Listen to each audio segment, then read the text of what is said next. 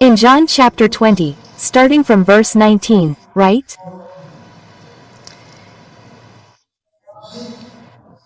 We just celebrated Easter, and this Sunday was the Sunday we call the octave of Easter, right? We don't read that. Octave of Easter. What does the octave of Easter mean?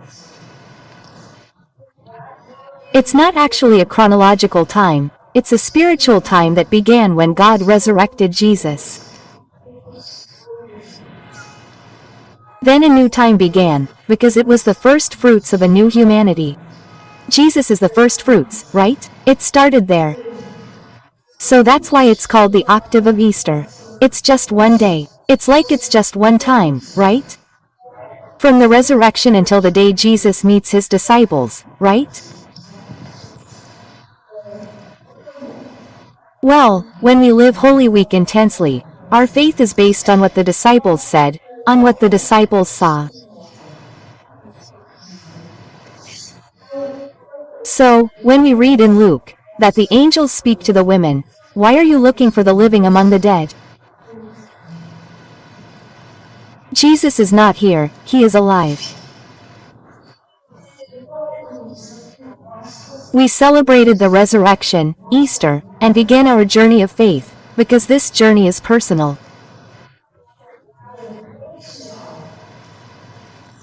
I don't walk with your faith and you don't walk with my faith. Each one of us has to have an encounter with him. We have to be looked in the eye to walk with him. So, imagine here, right, when we start reading John chapter 19, when the disciples were on the scene, they were locked in, with the door closed, Jesus had died. I can only imagine how these men suffered. They knew Jesus. They saw Jesus resurrect Lazarus. He saw Jesus beating him there when the son of that woman from Nain, right, the widow of Nain said, "Get up, did you see the multiplication of the fish? Did you see Jesus walk on the water? Did you see Jesus do so many things?" And that death on the cross was an absurd suffering. That is an injustice, the greatest injustice in the world. Imagine when they saw all that happened and knew who he was. They didn't understand anything at all. And I can imagine how devastated they were on Friday when he died, when they were in hiding. And the Saturday of waiting. I don't know if you've had the opportunity, if you've ever had the opportunity to experience what this Saturday of Mary's silence and waiting is like. Has anyone ever experienced being with her in this profound silence and in the absence of her son? I had a very beautiful experience when I was praying here alone with the tabernacle open to death.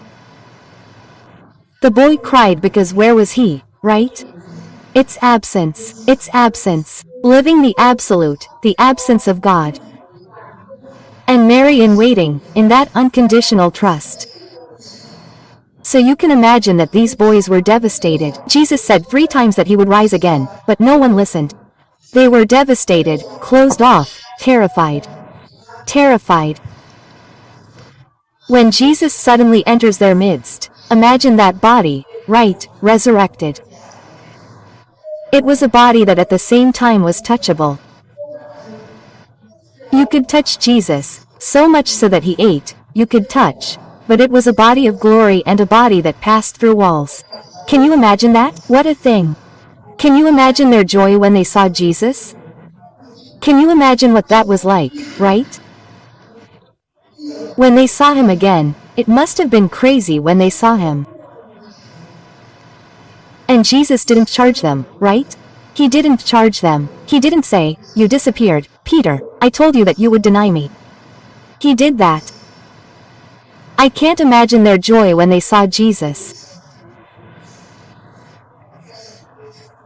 And Jesus does something extraordinary, because telling the whole day, telling the first and second time that he meets, which is considered the octave of Easter, right? Jesus says 3 times, "Peace be with you." The peace that Jesus gives is a peace that is not the peace of the world. The peace that he gives is a gift that he gives to his friends as a blessing for all of us. The peace of Jesus, when we experience it, is something extraordinary, because it is not based on the balance of forces.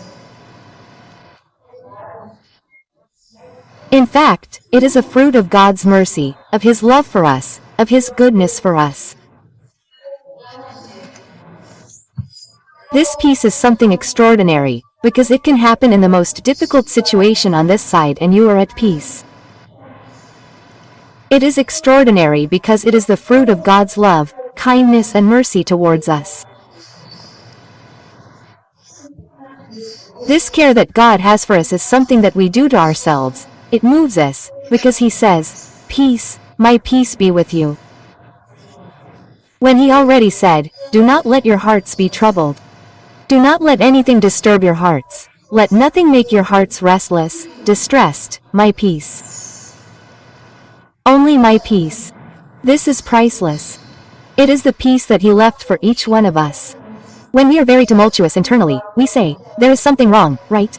Because where God is, he must generate peace. Every feeling that comes into your heart, every desire to do something, if it does not generate peace in you, it does not belong to him. It does not belong. God's mark on us is peace. God did not come to disturb us, he came to calm us, to give us confidence. Because it is in this peace, in this trust that we, when we say, "Jesus, I trust in you." In fact, I say to him, "Jesus, I trust in the omnipotence of a God who created us." So when we say, "Jesus, I trust in you," is the summary of our faith. I believe in the omnipotence of a God who made everything come into the world. That's what we say, that's a declaration, right?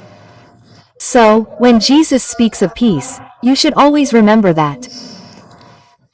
Whenever you pray, if you don't leave the prayer with a peaceful heart, something will start to go wrong again. It's true, you can never enter a church and leave worse than when you arrived. If you didn't find the right person, you counted on anyone, except him, because his fruit is peace. So, remember that. If you arrived here disturbed, disoriented, if there is something disturbing you, if you knelt there and didn't leave in peace, you can start over. You prayed with your lips, but you didn't pray with your heart, right? So these are signs that we need to learn from our relationship with him. Then Jesus does something extraordinary. He blows. He blows on the disciples. Can you imagine what that was like, people? Those men who were terrified almost die of joy, because they meet him. He speaks peace and blows on them. He blows on them and says, "Receive the Holy Spirit. Those whose sins you have forgiven, they are forgiven. Those whose sins you retain, they are retained." Here Jesus institutes confession. This extraordinary thing that is the court of mercy here for us. So we already understand that there is a total connection between the Holy Spirit and the sacrament of reconciliation, of confession. Because the one who will perform the act is the priest with us. But the one who will act and forgive us is the Holy Spirit of God. He forgives through the priest. Okay? We are going to love confession more, because the Holy Spirit, when we confess, will capture the image of God in us, which is all encrusted with sin. You know when something is dirty? He will wash it, right? He will clean it and restore the shine, the luminosity of this God who lives within us. Many times, when you leave confession, someone looks at you and says, "That's funny, you're more handsome, what happened?" I said, "I cleaned it because of sin, right, son?" It gave me some relief. I took a bath in my soul, right? So, we need to spiritually renew our confession. Look, you can see how we need to understand this. because many times we go to confession like a ritual, right? And we continue to confess those sins from childhood as we get older. The way I learned, I came here and I repeat. But we have already walked, we have already evolved, and we are already living another phase. There are other things that we need to talk to Jesus about, okay? In a simple, practical, objective way. Don't go around telling the sins of your neighbor, your mother-in-law, your husband, or your son. It's your sin. Remember that it's you with Jesus. At that moment, it's you and him. It's one of the most powerful moments when our dignity is looked at. Because when we're in church and the priest proclaims the word,